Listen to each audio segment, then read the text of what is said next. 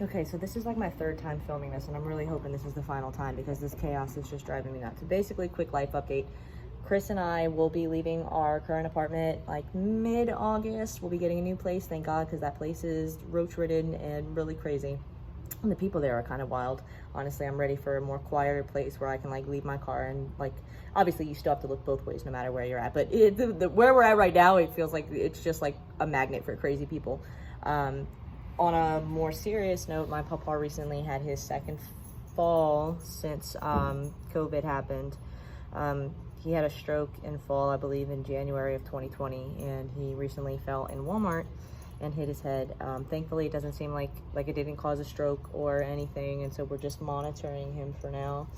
But, you know, still pretty scary. I don't know, there's something about seeing the mortality of people you care about that's really hurtful, but I know that's just kind of a human experience. Still sucks nonetheless. Also, lately I've been feeling really, I don't know if I'd say negatively, but I'm just really disinterested with social media. It just feels like it's not as genuine as it used to be. Like, I know back in, like, what, the 20-teens, we used to, oh, that breeze feels amazing. It's freaking hot outside. I'm gonna try not to cuss because I can't edit it, but also I'm looking at a list because I have ADHD really bad. But I've just been feeling like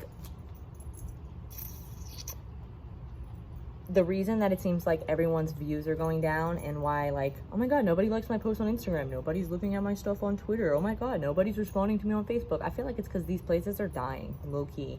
Like, I feel like a lot of the people who are very active on these sites are in, you know, this is a broad generalization, but obviously there's outliers in every generalization. But I feel like it's just very, like, catty people, or I guess like it's almost, social media has become very vain. It's very much like, look at me, look at how good I look at what I have.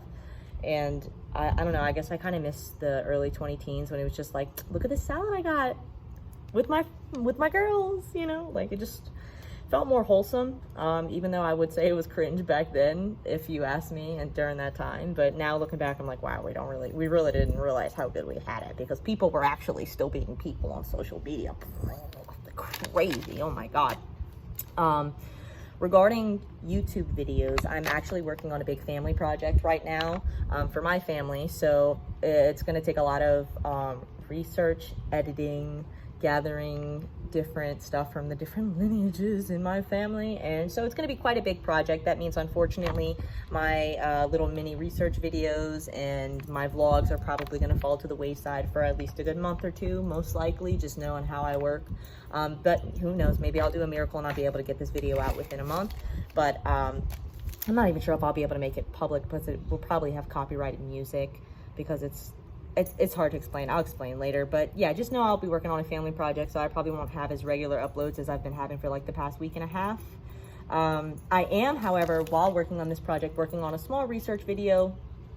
I don't even know if I don't know what to call it. It's like very loosely research and it's mostly opinion, but basically it's going to be my review of this anime called Akudama Drive, which I recently watched. It's okay.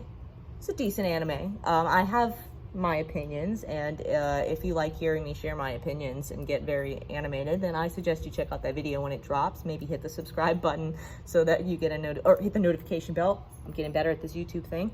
Hit the notification bell so you'll know when I upload it. But yeah, I will be reviewing that. The only thing I'll really say at this point is that Cutthroat was really freaking annoying, and if you like him, that's a red flag for me. Speaking of anime, also, me and my boyfriend have been absolutely binging anime like crazy lately. So the other streaming services just weren't really doing it for us, so we decided to get a Crunchyroll subscription. And since getting here's the funny thing. So we actually decided to get Crunchyroll specifically because we wanted to watch Food Wars, and then once we got the subscription, realized that Food Wars on Crunchyroll only starts at like season like 10 or some shit, so we still couldn't watch Food Wars, but we ended up watching other stuff. We watched the anime, I forgot what its exact title is, but it's like Hiro Inuyashiki, which is about like this old man and this teenager who are in a park, and then aliens accidentally like blast them to pieces, and they're like, we got to rebuild them, and rebuild them as indestructible robot weapons, basically. And the anime is about how the two characters that were transformed use this new like body in their world, and they're shows their differences in moralities now that they're basically invincible and kind of like gods amongst humans. It's a very interesting anime, and it's also one of my favorites, specifically because the main character is not a high schooler. A Japanese anime where the main character is not in high school. Oh my god, life continues after high school. Amazing. Yeah, but it's actually really good, and the main character is literally an old man who's got like cancer or something. It's a very good anime. I would definitely recommend, though it's got some really messed up shit. Like there's a child death scene that's kind of hard to watch. But if you could watch Elfenlied, you'll probably be fine, because that anime was 10 times worse, in my opinion. Other animes we started watching, so I finally convinced Chris to start watching Demon Slayer with me, and I'm not even gonna lie, I say convinced like I was super into it. For the first like couple of years that it's been, I don't even know how long it's been out, but for the first couple of years it's been out, I was like, no, I'm not watching that. It looks overhyped and the character designs annoy me. And then as soon as I started watching it, I was like, the character designs are amazing, the story is so good, and the demons make me cry.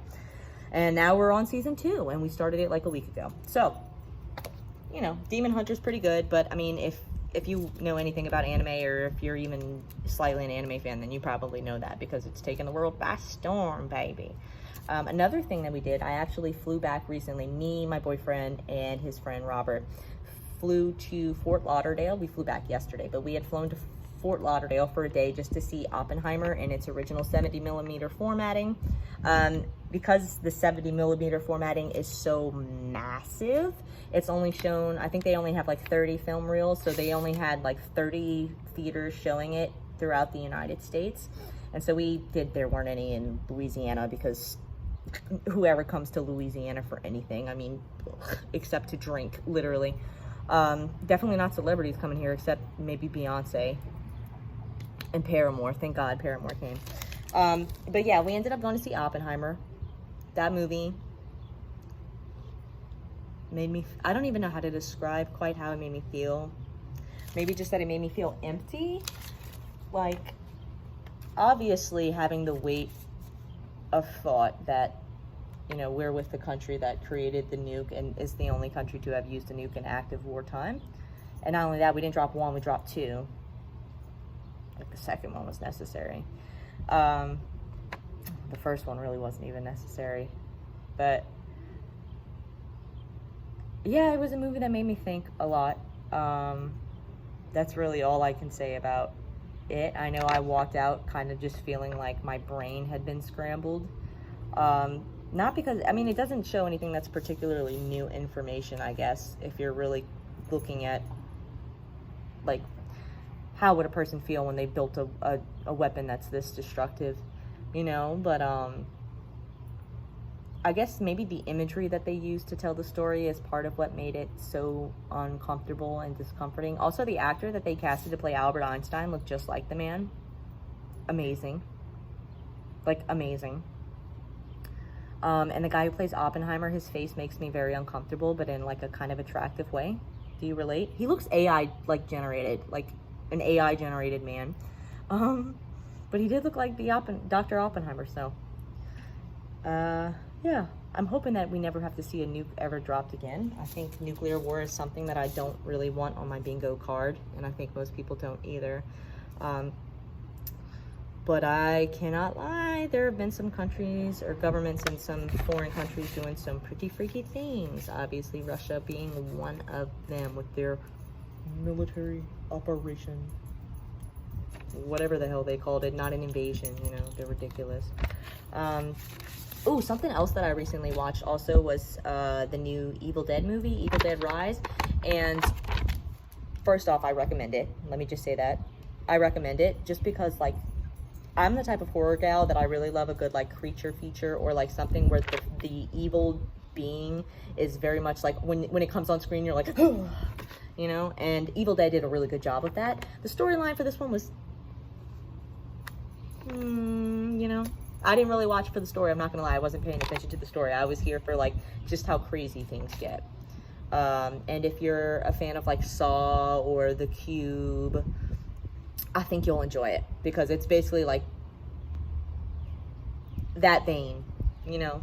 There's, like, There's a reason that these things are happening, but it really just feels like the director really just wanted to make like a really horrific horror movie that's just shocking. Yeah, and I like that.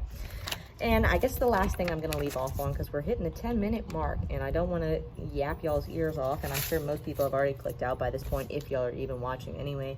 But I am taking up other avenues of income. If you know me, then you know that I do the, excuse me. If you know me, then you know already that I do the Dinner Detective Murder Mystery in New Orleans. If you Google that exact phrase, you'll be able to find the website and buy tickets. Come see me. I'll interrogate the shit out of you. I said I wouldn't cuss. But I'll interrogate the mess out of you. I actually play a detective, but my new update is that I am also trained to be a host now. So I may also be host detective. So if you would like to come see me and get interrogated and do a murder mystery and get some food, Google Dinner Detective Murder Mystery New Orleans and buy a ticket. And if you do come, please make sure to tip. Okay? It doesn't even have to be a lot. Just like, please. $5, just $1 for every actor. You know what I mean? That would be amazing. But also beggars can't be choosers. So, you know, even if you come, I'll be excited to see y'all. But I think I'm just gonna leave it at that. Now I think I'm just rambling at this point, and I've gone through my entire list. So peace and love. I hope everyone's doing all right. Go see Oppenheimer, watch Hiro Inuyashiki, and make sure you subscribe and hit the notification bell so that you'll know whenever I release my video on Akudama Drive, as well as the family project I'm working on. All right, thank you guys so much, and talk to you later.